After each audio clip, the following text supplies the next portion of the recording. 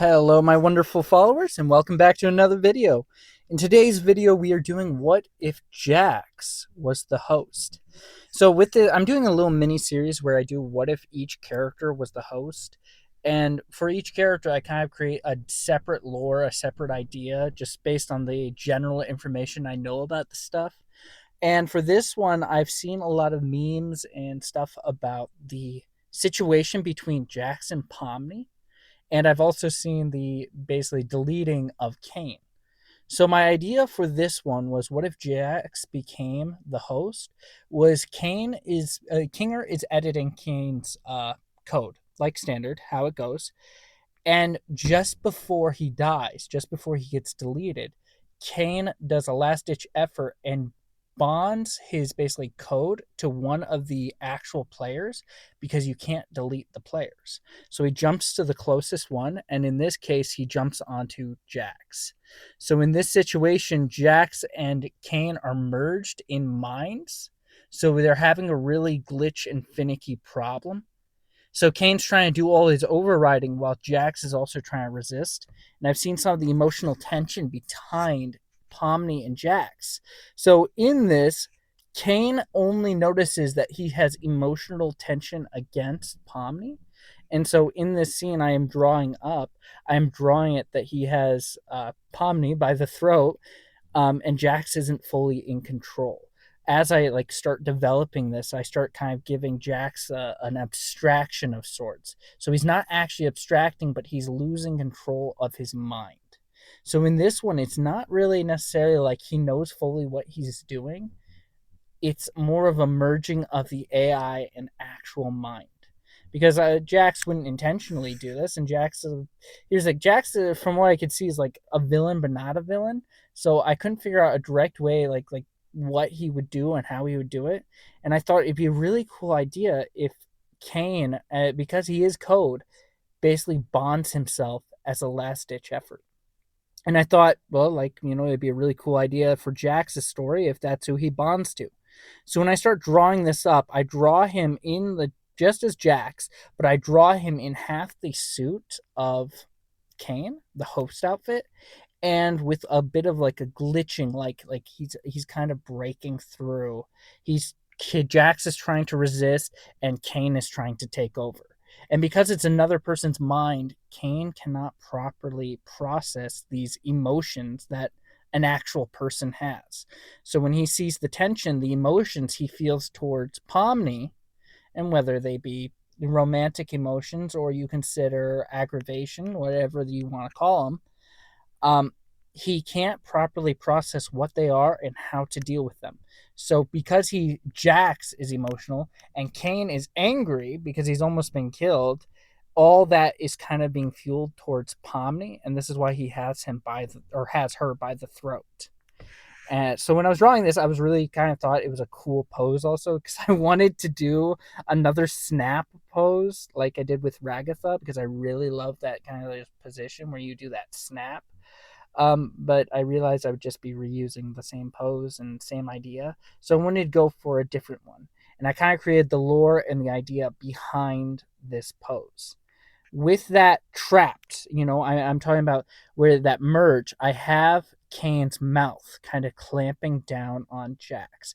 Originally, I did these eyes on the outside, thinking, well, he's watching him. And I thought maybe he's like staring at Pomni.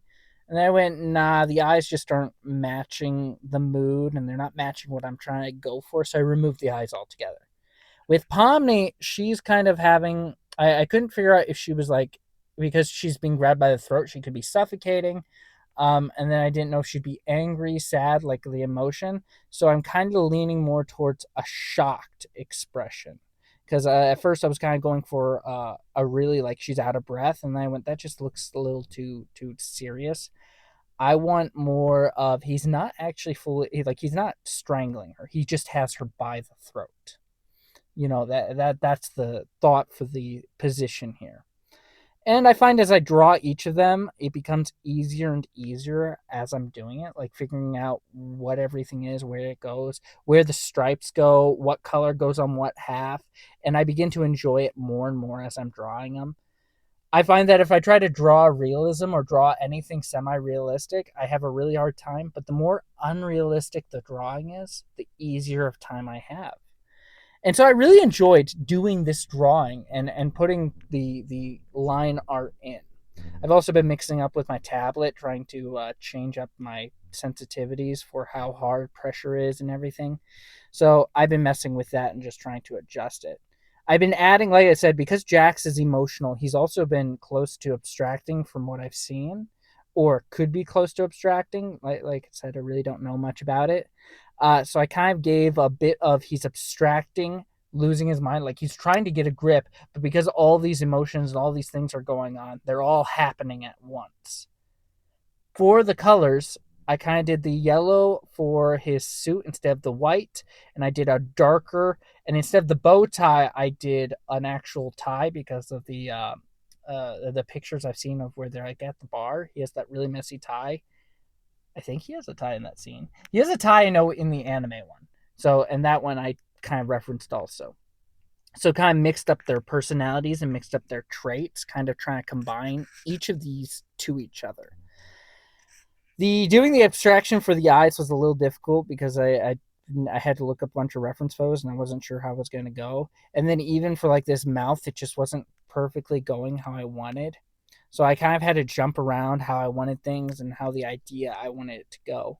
I don't really have much more for lore because I don't know the show. So if you guys have any extra tidbits or what you think should happen or what could happen, be sure to leave a comment. Let me know.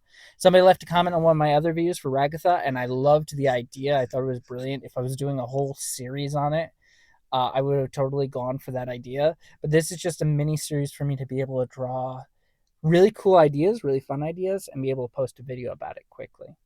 And this has really increased, kind of pushed me out of my comfort zone because I'm changing styles so often just based on mood. And I'm trying to lock down on a style. But I find that whenever I try to do it, it just like it looks good for one drawing and then it looks really, really bad for another one.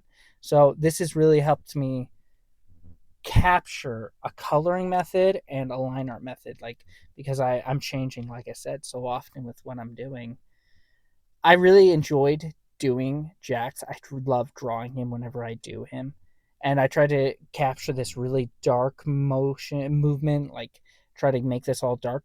Later, I decided to change the mouth. Instead of just clamping on it, I have it glitch out. Um, and it just like, as I was doing this, I was liking it more and more. It's always a good day when you're doing a drawing and you like the drawing more and more as you get through it. At the end result of this drawing, I was really happy with it. It was one of my favorites for drawing someone turning evil. And I began to enjoy it a lot as I was working through it. Trying to add the highlights, trying to add the colors, trying to do all these different changes, and just watching really how it all works out and pulls together. I want to try adding a glitch effect, but it just wasn't working. I tried adding these highlights, but they just weren't looking right. So then I went for more a bright white highlight, and that just started helping it much better. Trying to figure out where I want my light to develop from, whether I want it to be actually like a spotlight or Jax's face is producing the light. I wasn't sure. You see this here is where it's kind of looks like it's glitching. And that's because I'm testing out my different modifiers to change this up to see if I had a glitch effect. I didn't have a glitch effect, but I had this weird jaw clamp effect. And with this, I started manipulating it and changing it and adjusting it using my liquefy tool and causing this really cool clamp. And this was the end result. This is the end of the drawing. I hope you guys enjoyed. Be sure to leave a like, subscribe, and I hope to see you guys in the next one. Bye.